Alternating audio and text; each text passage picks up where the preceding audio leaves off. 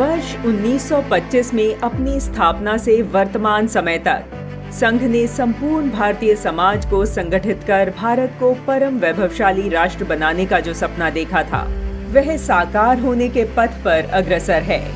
इस कार्य को गति दे रहे हैं संघ के स्वयंसेवक।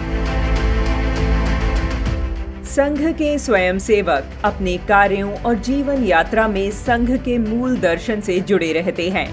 संघ की कार्य पद्धति तात्कालिक अथवा दीर्घकालिक परिवर्तन को ध्यान में रखकर नहीं, अपितु सतत परिवर्तन को ध्यान में रखकर विकसित होती रहती है।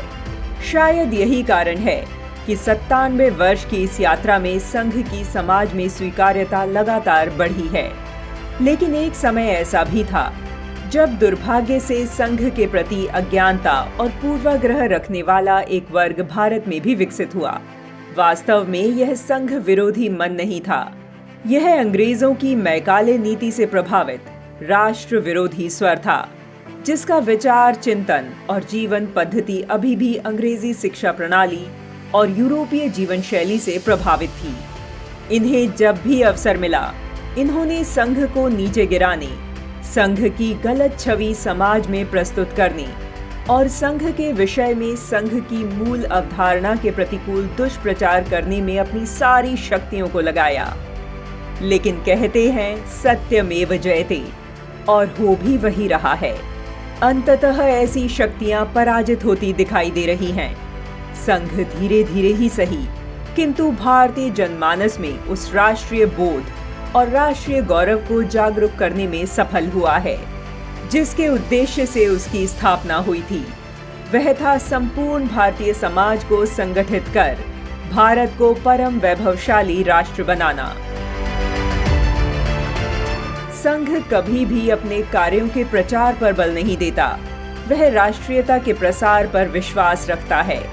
संघ स्वयंसेवक कर्मण्येवाधिकारस्ते मा फलेषु कदाचन के सिद्धांत पर कार्य करते हैं। संघ की इस निस्वार्थ नीति का लाभ संघ विरोधी ताकतों ने खूब उठाया। कुप्रचार के इस जाल को तोड़ने के लिए 1990 के दशक में संघ में प्रचार विभाग का गठन किया गया, जिसके अंतर्गत देश के विभिन्न राज्यों तथा भाषाओं में जागरण पत्रों का प्रकाशन प्रारंभ हुआ। जन सामान्य तक संघ की विचारधारा और संघ के द्वारा किए जा रहे कार्यों के विषय में सूचना दी जाने लगी।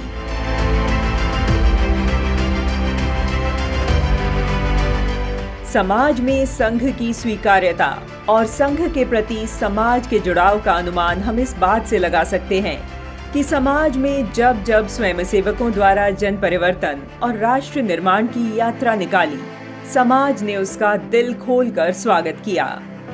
वह चाहे भारत माता और गंगा माता के सम्मान का भाव जागृत करने के लिए एकात्मता यज्ञ यात्रा हो, या फिर आपातकाल के विरोध में जन आंदोलन, चाहे वो राष्ट्रीय अस्मिता से जुड़े भगवान श्री राम जन्मभूमि मुक्ति के लिए रथ यात्रा निकाली हो, या फिर भारत की संप्रभुता को लेकर कश्मीर में आतंकवाद के विरुद्ध 1980 के दशक में एकता यात्रा। कश्मीर की अगर बात करें तो आतंकवादियों के द्वारा अमरनाथ यात्रा को बंद किए जाने के पश्चात इसे प्रारंभ करने के लिए जन आंदोलन जैसे अनेक अभियान हुए, जिनमें स्वयं सेवकों की प्रमुख भूमिका रही और जिसके चलते हिंदू समाज जागरूक और संगठित हुआ। हम कह सकते हैं कि विरोधियों को चित कर संघ की सामाजिक स्वीकार्यता जागरूक समाज के हृदय में स्थापित हो चुका है और राष्ट्र निर्माण के पथ पर संघ बिना थके और बिना रुके बढ़ रहा है।